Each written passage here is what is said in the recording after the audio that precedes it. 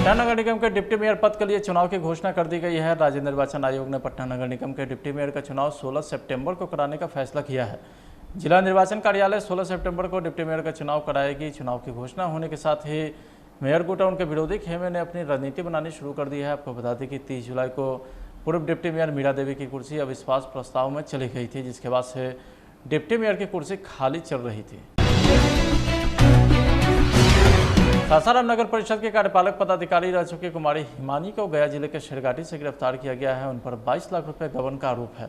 सासाराम नगर थाने की पुलिस ने उससे गिरफ्तार कर सासाराम लाया। आपको बता दें कि कुमारी हिमानी वर्तमान में बोधगया में नगर परिषद के कार्यपालक पदाधिकारी के पद पर तैनात है। उन पर सासाराम नगर परिषद के कार्यपालक पदाधिकारी रहते हुए कुल 7 योजना में 62 लाख रुपए की हेराफेरी का आरोप है। अब लोग कर रहा है कि सर मैंने अधिकारी को भी कार्रवाई हुआ ना, तो ऐसे जनप्रतिनिधि होगा। अब चर्चा हो रहा है कि सब समान है क्या? नगर परिषद के विभिन्न वार्डों में पैसे की गबन का मामला दर्ज कराया गया था, जिसमें बिना कार्य कराए लगभग 55 लाख रुपए की निकासी की गई थी। इस संबंध में जिला स्तर से टीम बनाया गया था, जिसके द्वारा जांच किया गया था, जिसके जांच रिपोर्ट में गड़बड़ी पाई गई थी, जिसके आधार पर प्राथमिकी दर्ज की गई थी। इस संबंध में सासाराम टाउन थाना कांड संख्या 503/20 तथा 156/21 दर्ज किया गया था। यह काफ़ी गंभीर मामला था और इसको काफ़ी गंभीरता से लिया गया और इस पूरे मामले की जांच की जा रही थी, जिसमें पूर्व में एक अन्य अभियुक्त जो कि नगर परिषद की मुख्य पार्षद को गिरफ्तार किया गया था। और ऐसी जानकारी मिल रही थी कि इस मामले में एक अन्य अभियुक्त जो कि नगर परिषद की पूर्व जो एग्जीक्यूटिव ऑफिसर हैं वो शेरघाटी में छुपी हुई हैं। तो इस सूचना के सत्यापन तथा आवश्यक कार्रवाई के लिए पुलिस निरीक्षक सह थानाध्यक्ष सासाराम टाउन एवं अन्य पुलिस पदाधिकारी एवं कर्मियों को वहां पे भेजा गया और शेरघाटी से उनकी गिरफ्तारी की गई है। इस मामले में जो अन्य लोग शामिल हैं उनके संबंध में पूछताछ भी की गई है और जो कुछ अन्य शेष अभियुक्त फरार चल रहे हैं उनकी गिरफ्तारी के लिए भी जो SIT बनाई गई है वो लगातार छापेमारी कर रही है और जल्द ही उनको गिरफ्तार किया जाएगा। तो वर्तमान में 2 कांड दर्ज थे इनके विरुद्ध और एक व्यक्ति को पूर्व में गिरफ्तार किया गया और एक को अभी कल गिरफ्तार किया गया। कितने का मामला था? एक मामला 48,32,301 रुपये का था और दूसरा एक योजना 7,23,824 रुपये का था। गिरफ्तार अधिकारी कहीं पदस्थापित थी क्या अभी? हाँ, यहाँ पे पूर्व में कार्यपालक पदाधिकारी के रूप में अभी वर्तमान में कहीं का? वर्तमान में शेरघाटी में उनकी प्रतिनियुक्ति पदस्थापना बताई जा रही है और शेरघाटी से उनकी गिरफ्तारी की गई। सर, कुल पटना में मध्य प्रदेश के पूर्व CM व अखिल भारतीय कांग्रेस कमेटी के पूर्व महासचिव दिग्विजय सिंह कांग्रेस मुख्यालय सदाकत आश्रम में प्रेसवार्ता को संबोधित किया। इस अवसर पर मदन मोहन झा, अजीत शर्मा समेत दर्जनों वरिष्ठ नेता मौजूद रहे। आपको बता दें कि मीडिया के सामने कई सारे मुद्दों को लेकर के दिग्विजय सिंह रूबरू हुए। रोजगार दिया, बिहार में कितना इन्वेस्टमेंट ये भारत सरकार यहाँ लाई, क्या लाभ हुआ, कौन सा लाभ हुआ मोदी शाह सरकार में, भाजपा सरकार में। और नीतीश कुमार जी अपनी कुर्सी बचाने के लिए भारतीय जनता पार्टी के सामने घुटने टेके हुए हैं। आखिर इन सब बातों को जनमानस तक ले जाने का हमारा संकल्प है। मैं तो यहाँ तक कहूँगा मदन मोहन जी से, बहुत अच्छा काम कर रहे हैं ये कि यात्राएं खूब निकल रही हैं बिहार में। एक यात्रा निकल रही है, रामविलास पासवान जी का सुपुत्र चिराग निकाल रहा है, उनके खिलाफ पारस निकाल रहे हैं। अब जनता दल में लल्लन जी भी निकाल रहे हैं, दूसरा उपेंद्र कुशवाहा जी भी निकाल रहे हैं।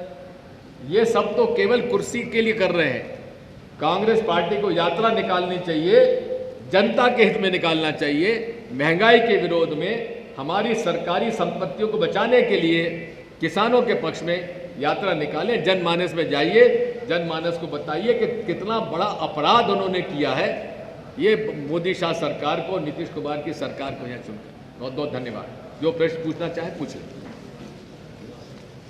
उनका एनुअल एग्रीकल्चर कमोडिटी का व्यवसाय है और उसमें चूंकि मंडियों के अंदर रजिस्ट्रेशन करना पड़ता है सब व्यापारी को, उसकी हैसियत देखी जाती है, चेक किया जाता है कि उसमें इतना माल खरीदने की क्षमता है कि नहीं। अब नीतीश कुमार जी ने 2006 में यहाँ मंडियाँ ख़त्म कर दी, लेकिन क्या उससे किसान का लाभ हुआ? आपको मिनिमम सपोर्ट प्राइस ऑपरेशन सबसे कम बिहार में होता है, जबकि उत्पादन सबसे ज़्यादा धान का होता है, गेहूं का होता है। लेकिन पूरे तरीके से नीतीश कुमार जी ने राम मनोहर लोहिया और जयप्रकाश नारायण जी का जो मूल आधार था समाजवादी संरचना का, समाजवादी विचारधारा का, भारतीय जनता पार्टी से मिलकर वो सब छोड़ चुके। और आज मैं देख रहा था कि जेपी विश्वविद्यालय के अंदर उन्होंने जो जेपी पर एक सब्जेक्ट हुआ करता था वो भी समाप्त कर दिया। किस कदर नीतीश कुमार जी आरएसएस और भाजपा के चंगुल में फंस गए हैं, ये अपने आप में इसलिए साबित होता है। दूसरा बड़ा निर्णय 3,50,000 करोड़ के का डिसइन्वेस्टमेंट किया। कांग्रेस पार्टी पीएसयूज बेच नहीं रही थी, ये अपना शेयर होल्डिंग कम कर रही थी। शेयर होल्डिंग कम करना एक बात है और पब्लिक सेक्टर यूनिट बेचना दूसरी बात है। यही कारण है जिसकी वजह से कांग्रेस पार्टी इसका विरोध करती रही है। यहां तक कि औरंगाबाद जिले में जिला पदाधिकारी सौरभ जोरवाल के दिशा निर्देश पर कोविड-19 टीकाकरण महाअभियान के निर्धारित लक्ष्य को प्राप्त करने के लिए जिले के 360 टीकाकरण सत्र स्थल पर उत्साह एवं उमंग के साथ कोरोना टीकाकरण का कार्यक्रम चला। शहरी क्षेत्र से लेकर ग्रामीण क्षेत्रों में लोग पूरे उत्साह के साथ टीकाकरण केंद्र पर टीकाकरण के लिए पहुंचे। जिलाधिकारी ने लोगों से अपील किया है कि वे अपने नज़दीकी टीका केंद्र पर पहुंचकर कोविड-19 का टीका अवश्य लें। उन्होंने कहा है कि टीकाकरण को लेकर के किसी भी प्रकार के अफवाह पर ध्यान नहीं दें।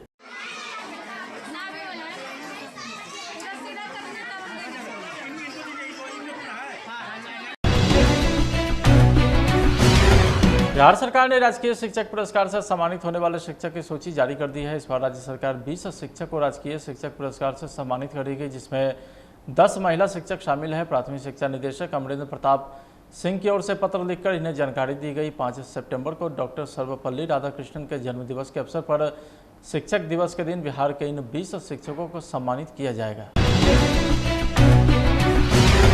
बड़ी खबर राजधानी पटना से आ रही है, जहां पाली के डीएसपी रहे तनवीर अहमद के कई ठिकानों पर छापेमारी चल रही है। पटना से लेकर खेबेतिया तक पुलिस की रेड पड़ी है।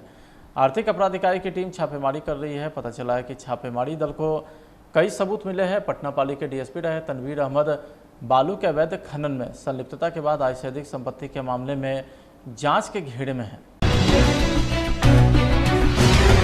रोहतास के सासाराम से बड़ी खबर आ रही है, जहां रोहतास के एसपी आशीष भारती ने यातायात संधारण एवं रात्रि गश्ती को बेहतर तरीके से अंजाम देने वाले 75 पुलिसकर्मी को सम्मानित किया है। इनमें ज़्यादातर यातायात संधारण से संबंधित जवान हैं। एसपी आशीष भारती ने सासाराम के पोस्ट ऑफिस चौराहे पर खुद जाकर ट्रैफिक ड्यूटी निभा रहे पुलिस पदाधिकारी और कर्मियों को प्रशस्ति पत्र सौंपा। इस दौरान एसपी ने बताया कि रोहतास जिला के सासाराम, विक्रमगंज, डेहरी और सोन में यातायात संधारण में बेहतर काम करने वाले यातायात के जवानों के अलावे रात में पैदल गश्त करने वाले पुलिस के जवानों को रिवार्ड देकर सम्मानित किया गया। मोबाइल हटाओ ना यार आगे से।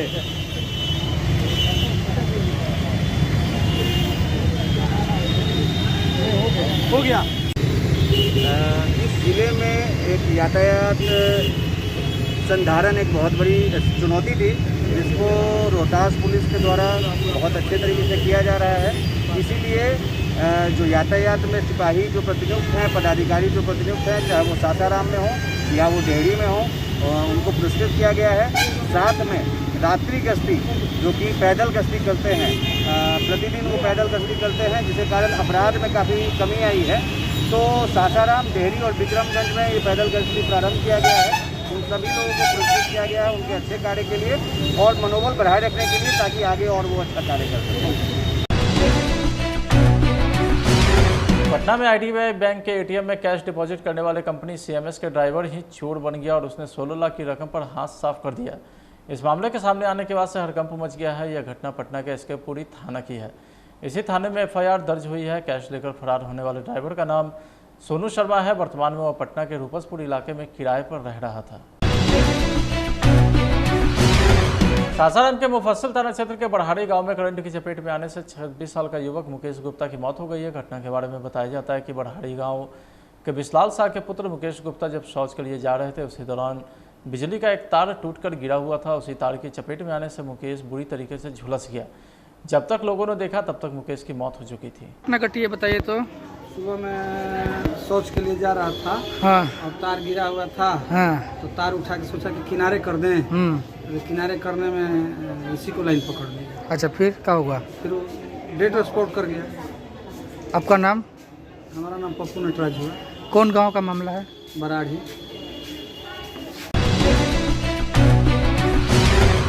समस्तीपुर जिले में अपराधी ने एक बड़ी घटना को अंजाम दिया है, जहां लूटपाट के दौरान गैस एजेंसी के मैनेजर को गोली मार दी है, जिससे उसकी स्थिति काफ़ी गंभीर बनी है।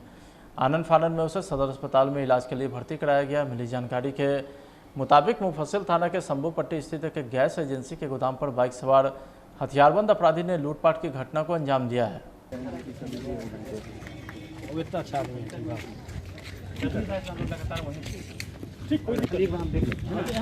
पदाधिकारी हैं आपको पोस्ट एक सेकंड पोस्ट आपका है और दो चेक कर लेंगे। हाँ संतोष, आप सबसे पहले चल जाइए, देख लीजिए। अब एक सेक्शन पोस्ट अलग से है, एक पदाधिकारी अलग से है, दो पदाधिकारी। एक सप्ताह सर इसी कंपनी का आप ही के थाना मुफस्सिल में 30,000 रुपया लुटाया। वो सर लगुनिया मोहनपुर वो देखे हैं समझे। आप तो हम लोग मस्त कार्ड में हो गए हैं।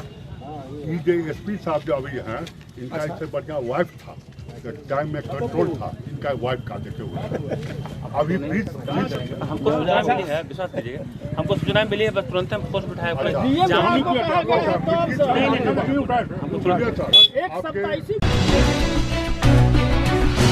पूर्णिया शहर के लाइन बाजार में एक निजी अस्पताल में मरीज से मिलने आए रिश्तेदारों को अस्पताल संचालक ने कमरे में बंद कर बुरी तरीके से पिटाई करने का मामला सामने आया है। लेकिन इस संबंध में अस्पताल प्रबंधक व मरीज के परिजनों से बात की गई तो पता चला कि जो व्यक्ति खुद को मरीज का रिश्तेदार बता रहा था, असल में उसका कोई रिश्तेदार नहीं था, बल्कि वो किसी और इरादे से अस्पताल में हंगामा करने पहुंचा था, जिसके बाद कर्मियों ने उसकी पिटाई कर दी।